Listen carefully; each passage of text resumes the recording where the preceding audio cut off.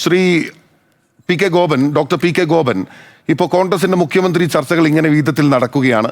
അങ്ങനെ നമ്മൾ മുൻപിൽ കണ്ടതുപോലത്തെ കാഴ്ചകളൊന്നും ഇതുവരെ കണ്ടിട്ടില്ല, ഉടൻ പരിഹരിക്കും എന്നുള്ള അഡ്വക്കേറ്റ് അനിൽ ബോസിന്റെ വാക്കുകൾ, കോൺഗ്രസ് വക്താവിന്റെ വാക്കുകൾ നമുക്ക് വിശ്വാസത്തിലെടുക്കാം.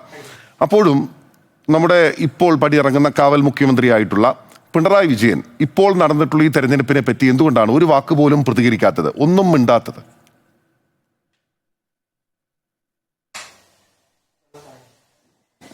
ശ്രീ ബിനിൽ, ആ ചോദ്യത്തിന് എങ്ങനെയാണ് അത് പ്രസക്തി ഉണ്ടാവുക? കാരണം മുഖ്യമന്ത്രി ശ്രീ പിണറായി വിജയൻ എപ്പോഴാണോ അദ്ദേഹത്തിന് ജനങ്ങളോട് കാര്യങ്ങൾ വിശദീകരിക്കാൻ ബാധ്യസ്ഥനാവുന്നത് ആ ഘട്ടത്തിലെല്ലാം പത്രക്കാരെ കൃത്യമായിട്ട് കാണുന്ന ആളാണ് അദ്ദേഹം. നമ്മുടെ രാജ്യത്തിൻ്റെ പ്രധാനമന്ത്രിയെ പോലെ ഒരു കാലത്തും പത്രക്കാരെ അഭിമുഖീകരിക്കാത്ത ആളല്ല കേരളത്തിൻ്റെ മുഖ്യമന്ത്രി. അദ്ദേഹം കേരളത്തിലെ ജനങ്ങൾക്ക് മുഖ്യമന്ത്രിയുടെ നിർദ്ദേശങ്ങളും അഭിപ്രായങ്ങളും ഏറ്റവും അനിവാര്യമായ ഘട്ടത്തിൽ, അതായത് പ്രളയത്തിൻ്റെ കാലത്ത്, കോവിഡ് കാലത്ത് എല്ലാ ദിവസവും വൈകുന്നേരം കൃത്യമായി പത്രസമ്മേളനം നടത്തി ഉദ്യോഗസ്ഥർക്കും 45 മിനിറ്റ് അദ്ദേഹം സംസാരിക്കും. അവസാനത്തെ 2 ചോദ്യം, 2 കൈരളി, 2 ദേശാഭിമാനി. അത് ബിഗ് ടി വിയുടെ ദുർവ്യാഖ്യാനമാണ്. നിങ്ങൾ അത്തരം ദുർവ്യാഖ്യാനങ്ങൾ നടത്തിയിട്ടൊന്നും കാര്യമില്ല. കാരണം അദ്ദേഹം 1 മണിക്കൂറാണ്. ഞാൻ ഇടപെടുന്നത് ശരിയല്ല. പി ജയരാജന്റെ സ്റ്റേറ്റ്മെന്റ് വന്നിട്ടുണ്ട്. ഞാൻ അതിലേക്ക് വരാം. തുടരാം ഡോക്ടർ പി കെ ഗോപൻ. അല്ല, അത് ശ്രീ അനിൽ ബോസ് മുഖ്യമന്ത്രി സ്ഥാനത്ത് നിന്ന് ബിനിലിനെ മനഃപൂർവ്വം ചോർത്തിക്കൊണ്ടുപോകാനുള്ള പരിശ്രമമാണ് ശ്രീ അനിൽ ബോസ്. നടക്കട്ടെ. ഈ അദ്ദേഹം ഇതിൻ്റെ ഇടയ്ക്ക് കയറി അത്തരം ഒരു അഭിപ്രായം പറഞ്ഞത് ബിനിൽ ബോസിന് ഏതെങ്കിലും പോയിന്റിനകത്ത് വിഷമം ഉണ്ടെങ്കിൽ അടുത്ത പോയിന്റ് ഇട്ട് തരികയാണ് കേട്ടോ. അത് നിങ്ങൾ തമ്മിലുള്ള ഏർപ്പാടായിക്കോട്ടെ, നടക്കട്ടെ. എനിക്ക് ഏത് വിഷയം വന്നാലും എനിക്ക് പ്രയാസമില്ല അതിനകത്ത്. കാരണം അത് അഭിപ്രായം പറയുന്നതിന് എനിക്ക് ബുദ്ധിമുട്ടൊന്നുമില്ല.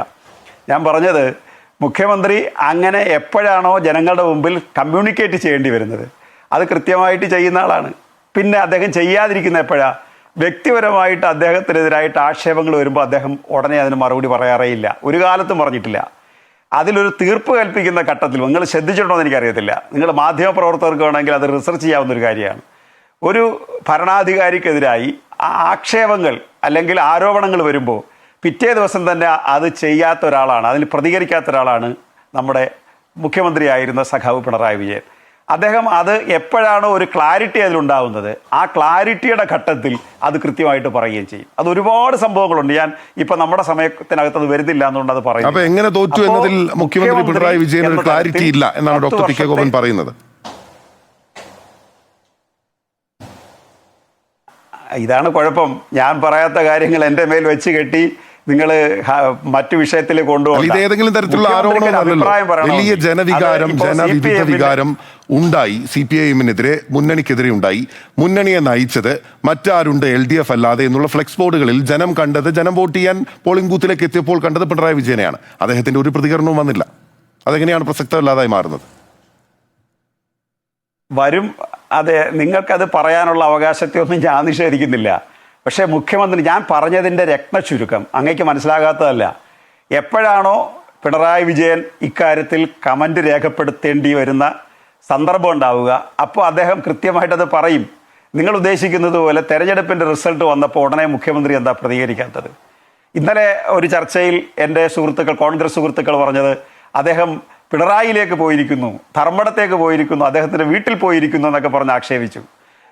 ഇന്ന് അദ്ദേഹത്തിൻ്റെ മണ്ഡലത്തിൽ ഇലക്ഷൻ സമയത്ത് അവിടെ നിൽക്കേണ്ട ബാധ്യതയുള്ളത് കൊണ്ട് അദ്ദേഹം അങ്ങോട്ട് പോയി. തിരിച്ചിന്ന് അദ്ദേഹം തിരുവനന്തപുരത്ത് എത്തിക്കഴിഞ്ഞു. തിരുവനന്തപുരത്ത് വന്നിട്ട് തൊട്ടടുത്ത ദിവസം തന്നെ അതും തിരുവനന്തപുരത്ത് വന്നു. ഇനി അദ്ദേഹത്തിന് എപ്പോഴാണോ പ്രതികരിക്കേണ്ട സന്ദർഭം വരുന്നത്, പിന്നെ ഈ ഇലക്ഷനെ സംബന്ധിച്ച് മറുപടി പ്രധാനമായിട്ട് പറയേണ്ടത് പാർട്ടിയാണ്. അപ്പോൾ പാർട്ടിയുടെ പ്രാഥമികമായ പരിശോധനകൾ നടക്കുക. പാർട്ടി സെക്രട്ടേറിയറ്റിൻ്റെ, അത് മുഖ്യമന്ത്രിയെ കൂടെ കൺസൾട്ട് ചെയ്തിട്ടാണല്ലോ ഒരു സ്റ്റേറ്റ്മെൻറ്റ് കൊടുക്കുന്നത്. ആ ഒരു കാരണം അദ്ദേഹം പാർട്ടി നേതൃത്വത്തിൻ്റെ ഭാഗമായതുകൊണ്ട് സംസ്ഥാന സെക്രട്ടറിയുടെ സ്റ്റേറ്റ്മെൻ്റ് അല്ല വന്നത്, സംസ്ഥാന സെക്രട്ടേറിയറ്റ് സ്റ്റേറ്റ്മെൻറ്റാണ് ഇന്നലെ വന്നത്. അപ്പോൾ അവൈലബിൾ ആയിട്ടുള്ള പാർട്ടി നേതൃത്വം തമ്മിൽ ആലോചിച്ചിട്ടാണ് ഒരു പ്രതികരണം വന്നിട്ടുള്ളത്. അതിൽ CM-ൻ്റെ അഭിപ്രായം അതിനകത്ത് വന്നിട്ടുണ്ട്.